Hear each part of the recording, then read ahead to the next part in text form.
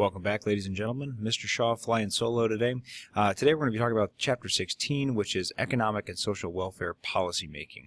The main idea here is that you're going to take everything you learned the last 2 weeks about liberals and conservatives, and you're going to kind of apply those to economics, like economic policy, and then social welfare policy. So let's get right to it. Again, we're going to cover all of these learning objectives. These are covered in your book, so I'm not going to go through them, and I have them individually out here throughout the PowerPoint as well. So, 16.1, identify the main policy tools that American government can employ to address economic problems and contrast Keynesian and supply-side economics. So the things we're going to talk about in 16.1 are the two major factors that influence policy making, where, like, depending on if you're liberal or conservative, it's going to be unemployment and inflation. We're going to talk about policies for controlling the economy, and then why it's hard to control the economy in general. So, first up is the two major worries. First off is the unemployment rate. So you need to know the unemployment rate is the percentage of Americans seeking work who are unable to find it.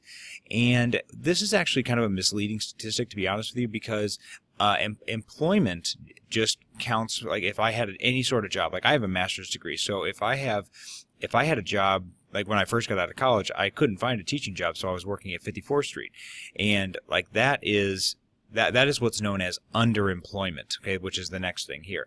So the unemployment rate it doesn't factor in people who have either given up on the job search or are part-time employees or are at positions that are considered not beneath them. Like I'm not like too good to work at 54th Street, but I wasn't using my degree that I had spent a bunch of time and money on. So, again, the unemployment rate is usually going to be a little bit lower than the underemployment rate, but you usually will hear about the unemployment rate rather than the underemployment rate. This is going to be tracked by the Bureau of Labor Statistics. They release it about once a month, and kind of like just kind of giving you an idea of where people are at. It's insane, guys. Like they have to add, like, I think 200,000 jobs a year in order to keep the unemployment rate at a fairly steady pace to kind of make up for the people who are entering the workforce and then the people who are leaving the workforce. So for the most part, there are more people who are entering the workforce rather than leaving it, although with baby boomers being the elderly generation, I don't know if that's true. The next thing, unemployment rate is going to be the main concern of liberals. Okay, they want to make sure that more people are employed rather than focusing on inflation. So inflation is a rise in price of goods and services. I would also add to that basically money is less valuable. So there is more money in circulation, but the money itself is less valuable. So prices go up, but so the money that you have isn't as useful, or it isn't as valuable as it used to be once inflation starts to rise. This is measured by the Consumer Price Index. This is basically, they literally will send out a bunch of people all over the country, and they look at certain products and they look to see if their prices are generally rising or generally falling. And so they'll kind of see what usually they're going to be rising. It'd be weird for them to fall, like especially really dramatically. So they'll look to see at what rate these prices for like bread and soda are rising in order to calculate the inflation rate. It averages of about 4%, but it's not, again, it kind of varies throughout the year and from month to month. That's going to be the major concern, though, of Republicans. I meant conservatives, because they really want to make sure to control this. And if you think about it, it makes sense, because the unemployment rate, the liberals and Democrats, they usually appeal to the working class, and that is kind of why they usually focus on that rather than on inflation. But on inflation, like if your money is less valuable, and that means that you're not going to be able to buy as much as you could with your wealth. So it makes more sense, because again, conservatives and Republicans usually appeal to wealthy older Americans. So again, I guess it kind of makes sense that they're going to focus on those two things. And you can kind of see it going back to the employment rate by age and ethnicity. This is really insane, guys, especially when you break it down by age. Age first, so let's do that. You see that, again, from 16 to 19, the unemployment rate is insane. Okay, so we're talking about 22 22.4% of African Americans from the age of 16 to 19 are unemployed. Again, and then as you get older, you see that it really does level out. But again, so African Americans are always going to be always have a higher unemployment rate than Hispanics, which is the red line, and then whites are the blue line. But again, so the age difference is really important. Again, the younger you are, the more likely you are to be unemployed. And then again, if you are a minority, you are also more likely to be unemployed. Excuse me. All right, so let's get into the policies for controlling the economy. The first thing is going to be monetary policy, and you need to know a little bit about some history. So we'll talk about some laissez-faire capitalism. Laissez-faire is the idea that the government should not meddle in the economy. Okay, it's laissez-faire is French for let it be, and so you literally would just stay out. The government is going to stay out of the economy. This is what was happening during the industrialization period, and we were seeing all kinds of crazy things happen to the economy, things like crazy work hours, really low pay, child labor, horrible conditions, things like that. So that led the government to step in. We'll get to that later. So the monetary policy, what it literally means is the amount of money in circulation, and I would probably add that somewhere here because I didn't have a definition for you. I apologize about that. Again, you want to know that monetary policy is the government trying to control the amount of money that is in circulation at any one time. And the body that's going to do this is known as the Federal Reserve Board, also known as the Fed. And the Fed is has a 7-member board of governors that is appointed by the president, approved by the Senate, and they serve 14-year terms. And they do that to stay insulated from politics. Basically, these people are trying to they want to do their jobs to the best of their ability, and we want to make sure that they are free from politics or political pressures to do basically we want to do what's best for America as a whole, not just what Republicans think or what Democrats think is best. Again, they're going to meet in secret. They're not accountable to Congress in any way. The director of the Fed, whenever that person, he or she, whatever they will make a public statement, everybody listens very, very attentively, because any sort of insinuation about the economy can be used to make a prediction about what's going to happen in the future. So even if a director kind of hinted that the economy was a little bit unstable, or something about it was unstable, that could cause stock prices to fall. It could cause people to start just panicking in general about what's going on in the economy, and it could lead to real issues. And again, that's what I'm sorry, so I guess I was kind of right that we do have a definition here. The monetary policy is literally manipulating the amount of money. So the more money that's in circulation, it means that interest rates are usually going to be lower, and usually in general, the economy is going to be doing better. And but you don't want that to get out of control, because that could lead to all kinds of different economic crises.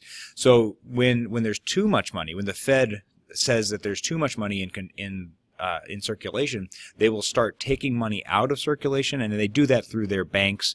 Again, it's a complicated process that we don't need to get into right now, but that's what they'll do. So if there's not enough money, not a lot of people buying things, they will kind of put more money into the economy. And then hopefully people will start buying again, and that will just kind of hopefully fix the economy, or keep the economy going at a stable pace. So next up, the monetary policy is usually favored by conservatives. Okay, so now getting into, and again, that the part of that is that's about being being fiscally responsible, not about, and that's not, I don't even want to use that word, but it's usually monetary policy is going to be I don't even want to say that. It's not that it necessarily Republicans or Democrats are going to favor that. It's just one option. You can use it. I don't know that it necessarily falls into two different categories, though, like fiscal policy does, which I'll get into right now. So fiscal policy is the second method of controlling the economy, and it is the use of the federal budget, so specifically things like taxing, spending, and borrowing, to influence the economy. And this one, it does have two really distinct categories. The first one is called Keynesian, and that is based off the economist. It was an English economist named John Maynard Keynes. And then there's also supply-side economics that is going to be, we'll talk more about that. It was done in the 80s. It's been kind of done throughout history, but more so once we get into the 80s. So the Keynesian economic theory, which is supported by Democrats, is the idea that the government needs to intervene in order to help stimulate the economy. This was really popular during the Great Depression. Once FDR took over as president, he started spending money at a rapid rate. And, well, it wasn't really him, it was just the government in general. They were trying to spend money to create jobs, to help out businesses, and to increase demand. So that's their focus. That's the focus of Keynesian economic theory, is that they are trying to create demand for products. And the way you do that is to make sure that people have money. If people have money, then they're going to want to spend it. And so that was what FDR used during the Great Depression. Obama also used it during the recession in 2008 to try to bring the economy out of the recession. He created a stimulus package that was basically trying to get people jobs, to get people buying things again. And again, there's the success of Keynesian economic theory is debated still to this day. Really, both of these are still debated to this day, just because we're not really ever sure what works. So like FDR, any of his policies didn't really pull America out of the Great Depression. It was World War II. And even in Obama's case, like the economy didn't really get backed up to where we wanted it to be until like 2013, 2014. So that's kind of part of the problem with the economy, is that it takes forever to actually show you what's going on, or to show you how successful things are. The other one is supply-side economics, and that is supported by Republicans. Again, it was known as Reaganomics in the 80s. And so the key task for fiscal policy is to stimulate the supply of goods by cutting tax rates. So the idea here is that you're going to basically cut taxes for the wealthiest, like 10 or like 20% of people in America. And the idea behind that is that you are going, like those people who are at the top that are getting these tax cuts, they are going to now be able to provide more jobs for people that are like I guess for the middle class and the lower class. And they're also going to be able to expand their businesses. And that's going to create more of a supply for people to buy. So basically the idea behind it is that you are, instead of increasing demand like in Keynesian theory, you are now going to increase the supply, and that will allow people to purchase more. Guys, it's ridiculous. Like the main thing is that these are two sides of the same coin, and to be honest with you, you probably need to have some sort of combination of both. But for some reason, Democrats and Republicans don't like to compromise on things. So this is kind of where we're at. Again, Reagan was really famous for doing this. George W. Bush tried to do this as well. A lot of people actually blame George W. Bush for the 2008 recession because they believe that him cutting taxes and the failure of supply-side economics actually led to the 2008 recession. Again, I'm not an economist. I can't really say if that's true or false. But again, that's one thing that people say. So the main thing, and I already kind of touched on this, so the reason why it's hard to control the economy is that it is it's really hard. It just takes a long time to actually show growth or to show decay. So the other problem is that you have politicians that are implementing these policies. So most people, about let's say like more than half of the Americans, when they go to vote, they don't think about, oh, I'm going to vote for a liberal policy this time or a conservative policy this time. Like, they don't think like that. There are some people that do, but most Americans, they think about how life has been the last 2 years or the last 4 years or the last 6 years, and they think about it and they say, life's been pretty good. I think I'm going to stick with this person. Or life's been pretty bad. Maybe it's time for me to try somebody else.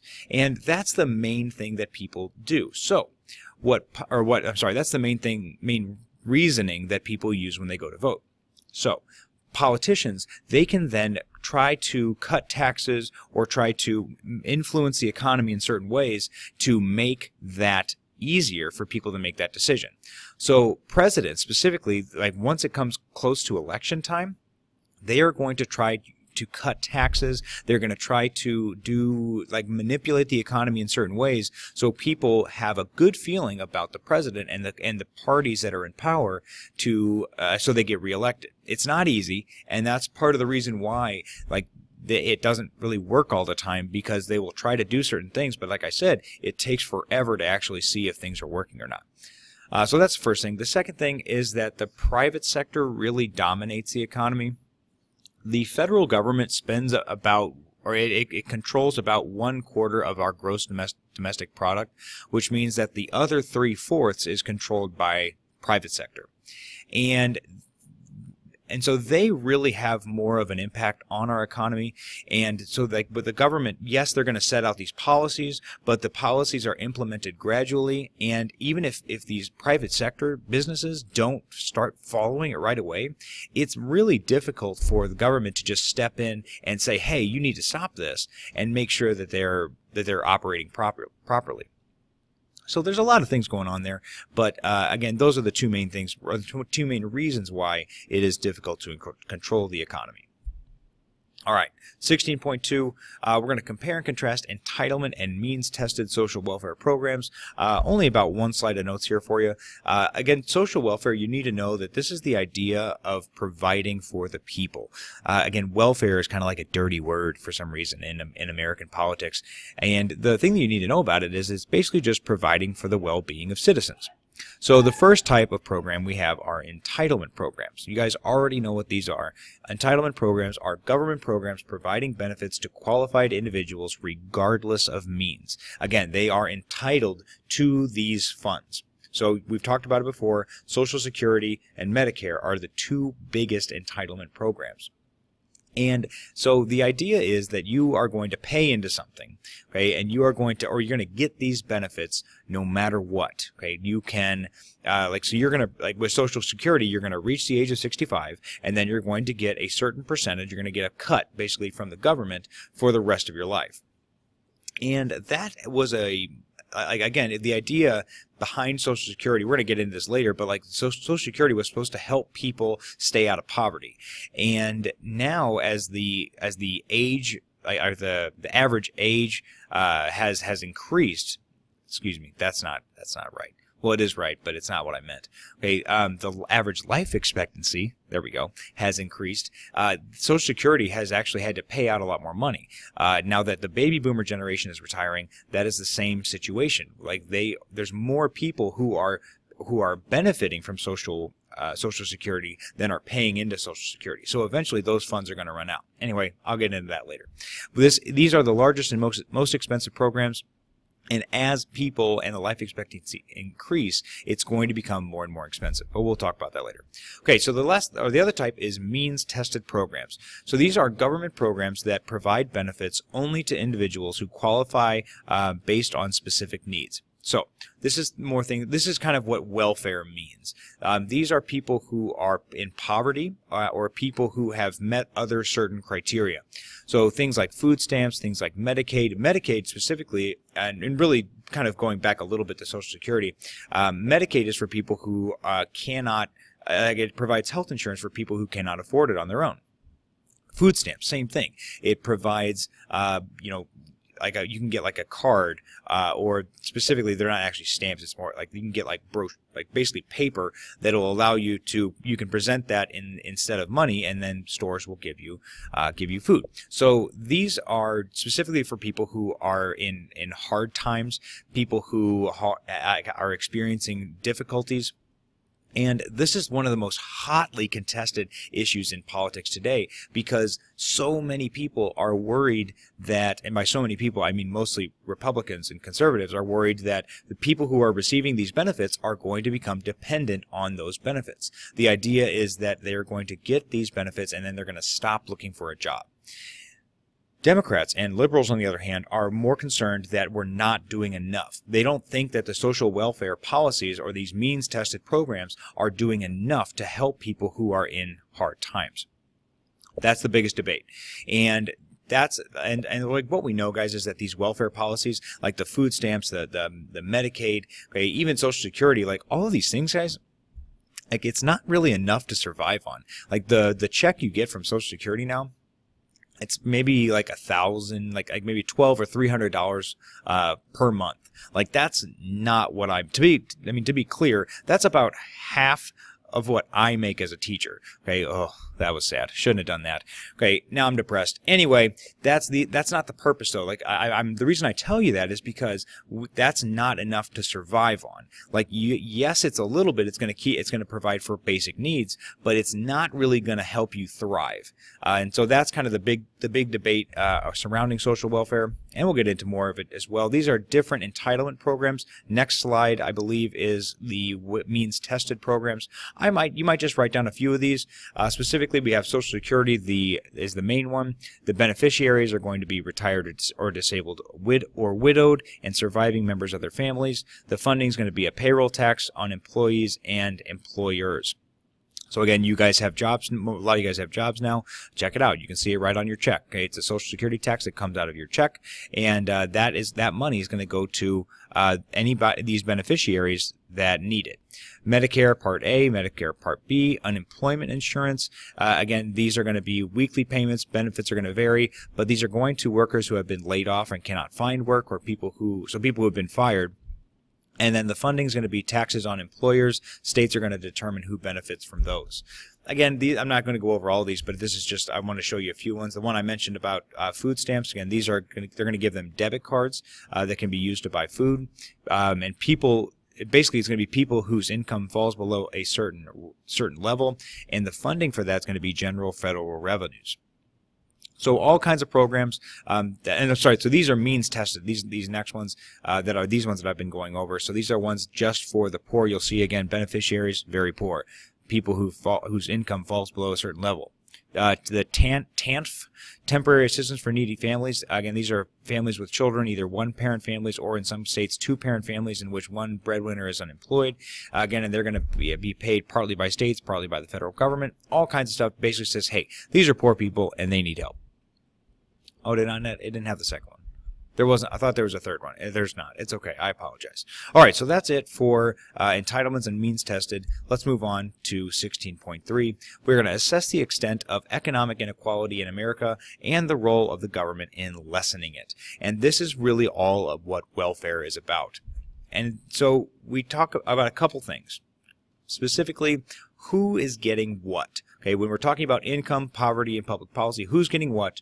Who is poor in America, and then how public policy affects income. So the first thing you need to understand is that income distribution is how income is divided among all of the people in America. And it's kind of, we kind of think of it as divided into shares. Like usually it's like an upper fifth, a second, third, fourth, and then a lower fifth. That's not, I mean, that's kind of arbitrary, but that's just kind of how a lot of people talk about it. So we have this sense of justice and equality in democracy, and that's what's ironic to a lot of people who learn about this, is that just our last unit was on civil rights and liberties, and now we are getting into what some consider to be the greatest inequality, okay, that has ever existed in poverty. So you need to know about relative deprivation, and this is the idea that an individual thinks that he or she is not doing well in comparison to others. You should know also that feeling is decreasing, and you can see it all. I think the media and really just kind of in general our society, we always idolize these people who are super wealthy. And I think that's kind of what's also contributing to this relative deprivation. But it's not necessarily just that. It's just kind of looking around. Like people who are poor, they're going to look around and they're going to see, like, you know, people who live in nice houses right around them. Like maybe they live in a trailer park. You never know. Maybe even in school. It's like maybe if your family's poor, you would go around and see people in nicer clothes and feel that you are not doing well economically in comparison to a different family. So the main idea there is that, again, this gap between the rich and the poor is increasing at a very rapid rate. I'm going to show you a chart here in a second, and I'll show you. what you need to know about wealth versus income is that income is an amount of money that's collected during a given time. Wealth is like a value of all of your assets that you have. So, like for example, with me, I get paychecks twice a month. That's my income. My wealth, though, it adds up. Yes, all of my money, but also like my house, my car. My wife's car could be like, if we're talking about as a family, like my wife's car, and any other property that we might have. That all has to do with wealth. So, well, here's what's crazy about wealth in America. 1/3 of all of our nation's wealth is held by the top 1% of people. Let me say that again. The 1/3 of all of the nation's wealth is held by the top 1%. The next third is held by 9%. Okay, the next third is held by 9%, and the final third is held by 90% of people. And so this is kind of what happens. This is actually called, a lot of people call it like late stage capitalism, which you guys don't need to know. But this is the idea that the rich have been constantly getting richer, and the poor have really been getting poorer. And if you think that this isn't an issue, again, the book mentions that I think something crazy, like at least 20, I think it might even been upwards of like half of the people, half of Americans at some point in their life will experience poverty. They will dip below the poverty line. And that's shocking. Okay, we're going to get into that a little bit more later, but I really wanted to paint you a picture about the situation. So this is created by people who are trying to show kind of the wealth disparity. So if the U.S. landmass were divided like the U.S. wealth, 1% would own all of this, 9% would own all of this, 30% would own this, and then 20% would own the bottom part of Texas, and then 40% would own that red dot. So I mean, again, like that, it kind of goes on to it goes back to your beliefs, your political beliefs. Maybe you don't think this is a problem, but the problem it kind of becomes, or that becomes a problem once we discuss who is in control of our political system. Okay, and we'll get to that. Actually, we've kind of already talked about that a little bit. Like these older people or the wealthier people, they're more likely to vote, and therefore wealthy people or conservative people have a more or a larger interest. They vote at a higher rate than younger people, than more impoverished people, and that's where the problem really arises. Anyway, I'm babbling. Let's move on. All right, so this is the chart I was talking about. So this is showing the increase in economic inequality and the rise of the top 1%. So you can see, again, this is looking at cumulative growth in income, and what's interesting here is you'll start kind of in the 1980s, kind of in the same boat, okay, because they've really, and honestly, once Reaganomics hit, they were cutting taxes for the top 1%, not just the top 1%, but like a lot of the top 1%. Oh, actually, so the top 20. So this is top 1%, and then the blue line is the highest quintile, so the top 20%. And so anyway, so you can see, like, while the 99% has really increased very modestly, okay, again, with the best one being obviously the top 20% has seen significant gains, like over probably about 60% of gains. Okay, the top 1% at their highest peak in about 2008, they had seen 270% growth, okay, in their wealth, while everyone else, okay, pretty much stayed relatively the same. Okay, if you look here, you see the growth is like maybe around 40 to 45%. So this is like this sort of inequality is just painting a very drastic picture of America, where the American dream, yes, like it's still there. You can get rich, like if you work hard and you do things the right way. But that's not really what poverty comes from, and I think that's. We'll get into that a little bit more as we go on. That's why Democrats and liberals think that there's not enough being done to help people who are impoverished, and too much is being done to aid the wealthy. And again, based on this chart, you might think that, or maybe you might think that that's not a problem. I don't know. That's up to you. Moving on. So, who is poor in America? this is going to kind of show, again, the poverty line kind of ebbs and flows. What you need to know about the poverty line is that they determined that poor people or people who are in poverty, they spend about 1/3 of their budget on food. So what they did was they found what the level of subsistence is, or like what they call it, like a level of subsistence, like how much food or what food you would need to buy in order to provide for your family. And then they multiply that by 3. And whatever number that is what the poverty line is. So right now, or sorry, not right now, but in 2015, the poverty line was about $12,331. I'm not exactly sure if that was for single people. So it probably was for a single family. Or no, I'm sorry, single individuals, because it was probably more if you had like 2 incomes, or like 2 people, or if you had like 2 people and then 2 children. It rises as like the more people you have in your family. But there was 43.1 million Americans that were poor in 2015, about 13.5% of the population.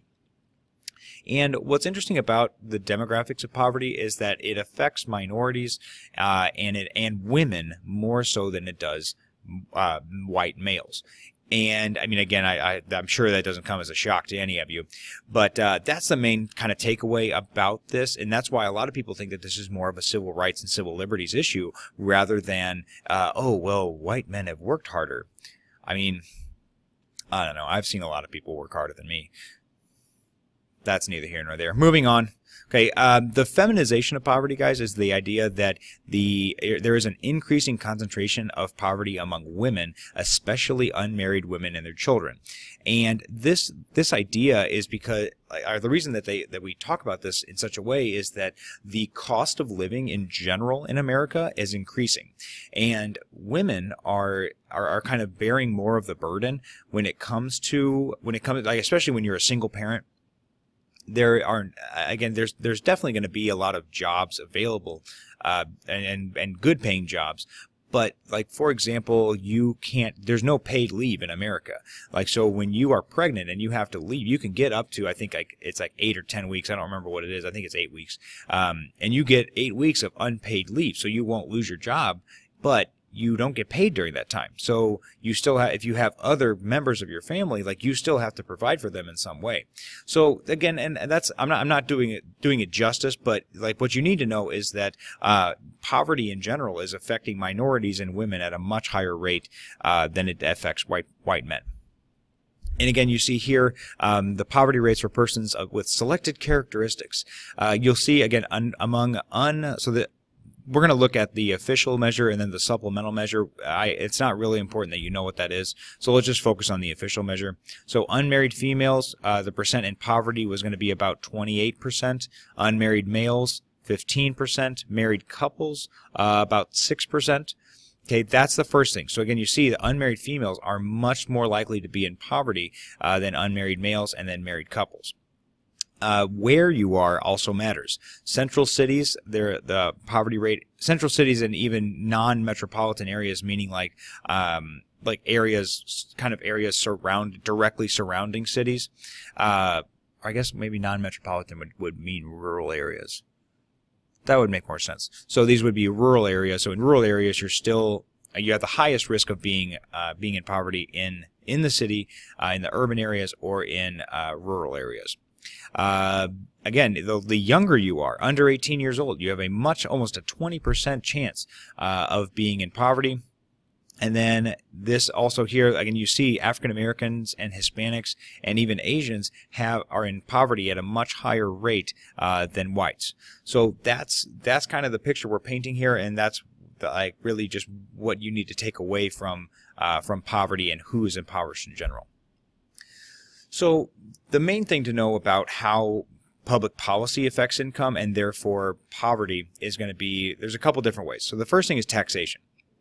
So there's three types of taxes. You need to know all of them. The first one is a progressive tax, where the rich or the wealthy are going to pay more. There's a proportional tax, where everybody pays the same. And then there's a regressive tax, where poor people pay more. And I know what you're thinking, like, why would we have poor people pay more for things? Usually with regressive taxes, it's not intentional. They're not going to have poor people pay more intentionally, but that's what happens when they actually implement the tax. Let me give you an example. The sales tax is a regressive tax that actually they think it's a proportional tax because everybody has to pay the same. I think it's about 8% or something like that. But if you think about it, poor people have to pay a higher percentage of their income on food.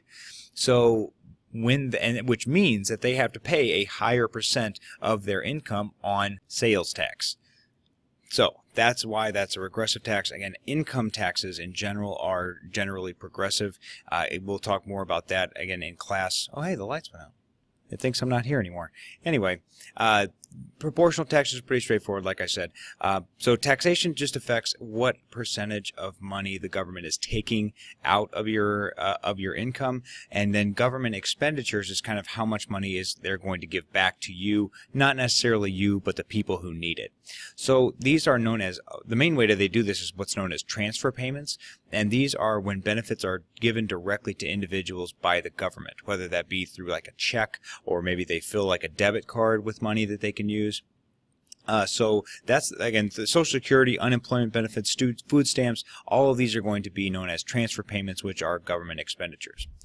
Again, oh, hey, there's the other slide. We found it. Okay, sorry, these are just other examples of means-tested programs. Sorry about that.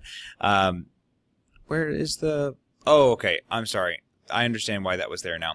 So these... so these payments, along with the other ones that we noticed from the previous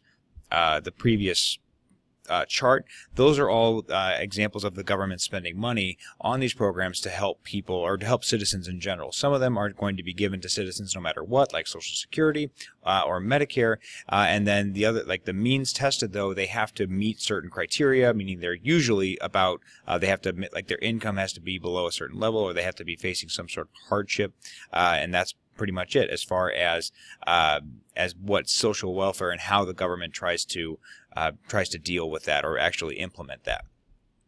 All right, so we're going to talk about the major changes in welfare over time, kind of where it started, and then how it is now.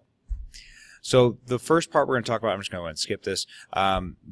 Remember that the main concern with conservatives is that people will become dependent on welfare. Remember that the main concern of liberals is that we're not doing enough to help people who are in poverty. So the first example of quote-unquote welfare was done by FDR during the New Deal. He created the Social Security Act of 1935 that again was giving money to the elderly and people who could no longer work to keep them out of poverty. And then he also created the aid, again, so it was actually called the Aid to Families with Dependent Children, or that was like a separate part of it, or a separate part of Social Security. And so this was essentially providing money to people that needed it. So it's like the opposite of laissez-faire capitalism. The government is basically stepping in now and trying to fix the problems of the economy in general. So like when they were stepping out of it, there's a bunch of these problems came up, and now they are trying to actually step in to fix them. Flash forward about 30 years, we go to President Johnson, okay, and he sort of creates what's known as this war on poverty. And again, President Johnson was also a Democrat, so he is going to, meaning that he was most likely a liberal, and he was kind of doing these same things. He created food stamps, Medicare, which is aid to the elderly, Medicaid, which is aid to people who are facing some sort of financial hardship, or maybe they get injured or something like that. And these programs all kind of collectively become known as welfare. So remember I told you the main problems. Okay, people were worried that, or the conservatives were worried that that essentially people were going to take advantage of the program and end up not working because of it.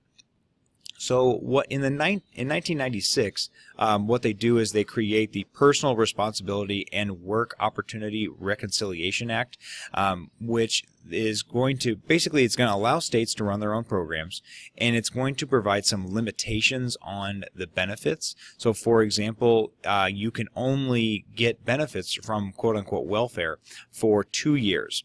You can have a lifetime maximum of up to 5 years, which means that you could have multiple times in your life when you were facing hardship, and you could get it, I would assume, I mean, I guess it depends on how long you need it. If you need it, you can get it a maximum of 2 years in one area, a maximum of 2 years in another area, and then after that, a maximum of only 1 year after you had used up those other times. So they change it from the aid to families with dependent children to the temporary assistance for needy families. Again, that temporary part being of the key word there.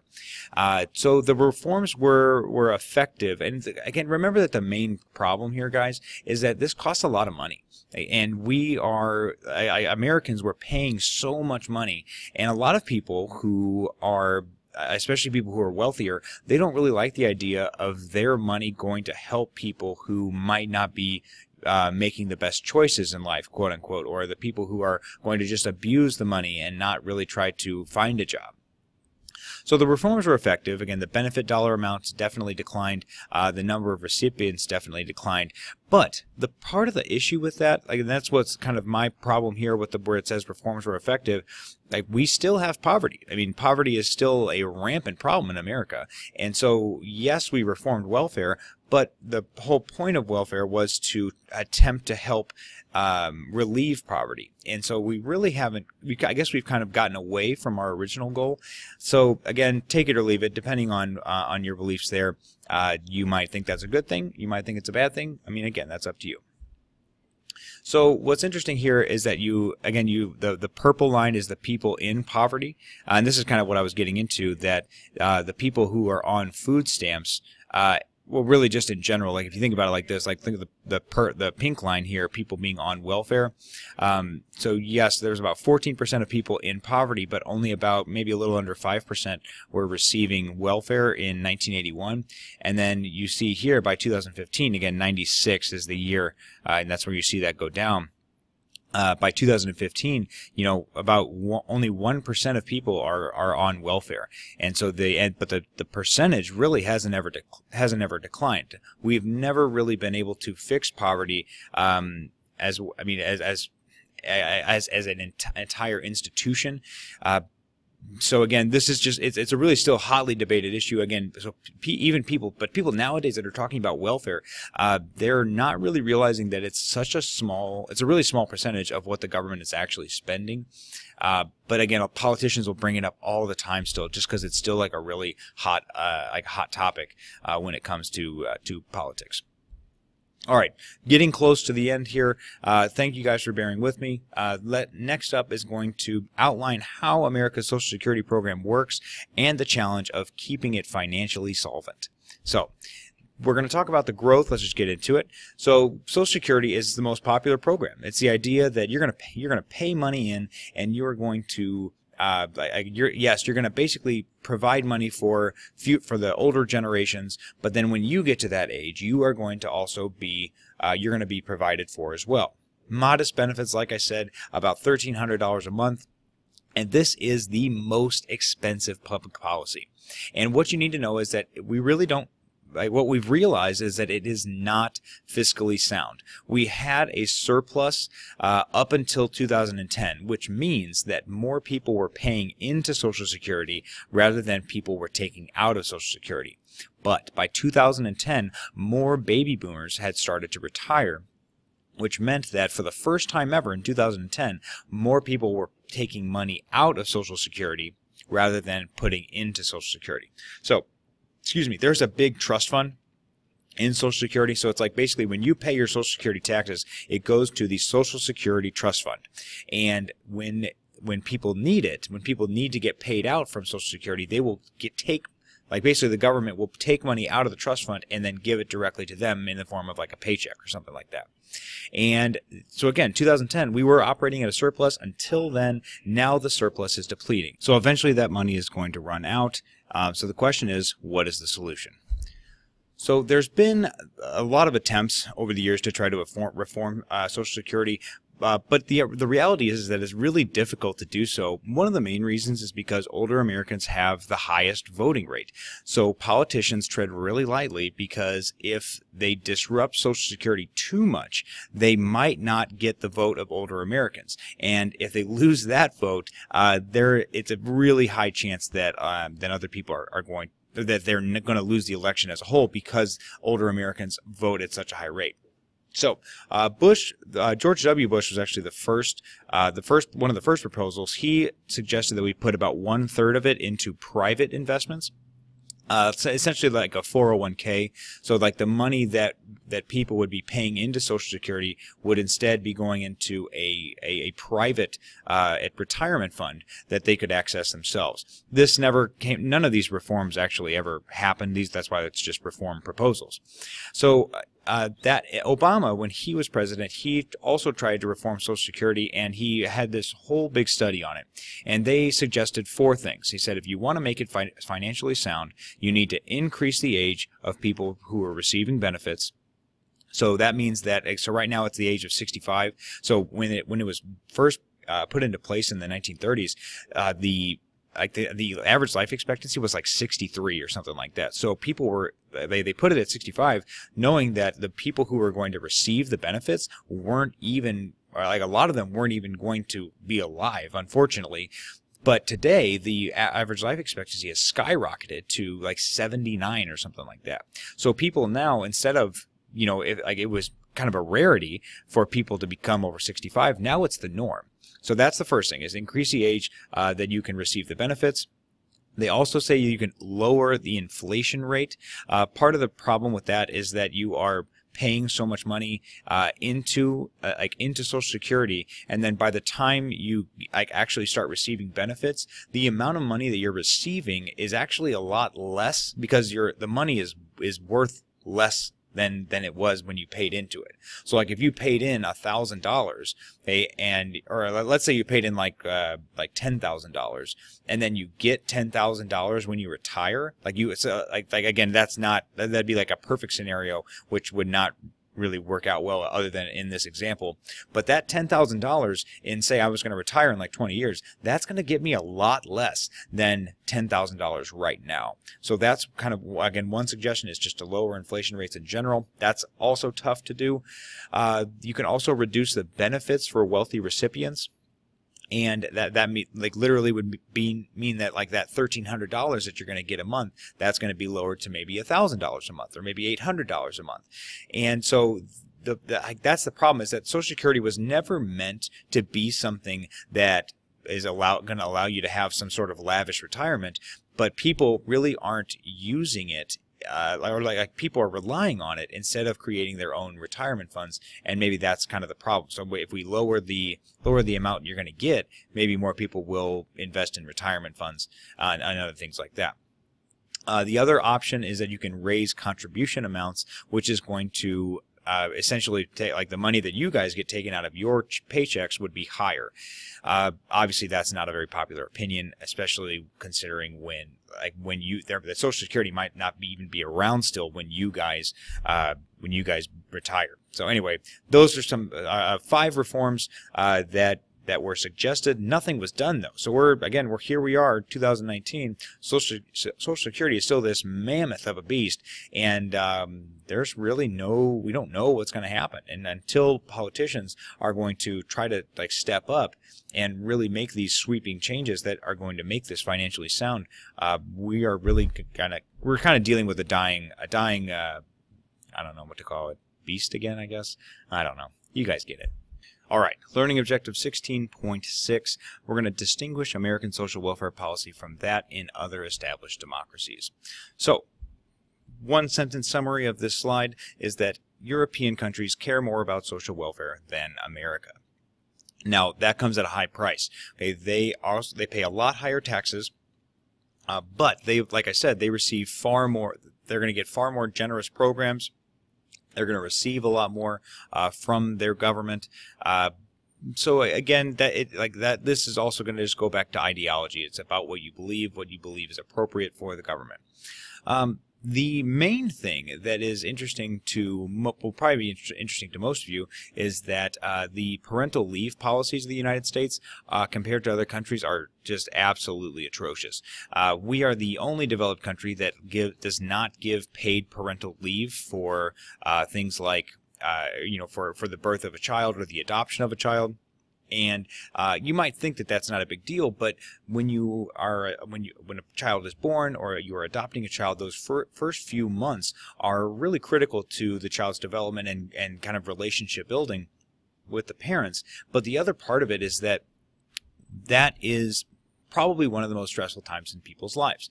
And the idea that they, as I mentioned earlier, they have to be away from their job. They're going to get unpaid leave, so great. They're not going to lose their jobs, but during those 2 months or whatever, they're not getting paid, and they still have to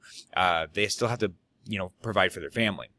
So that's a big deal, and I'm going to show you here in a second what it looks like, and it should shock you.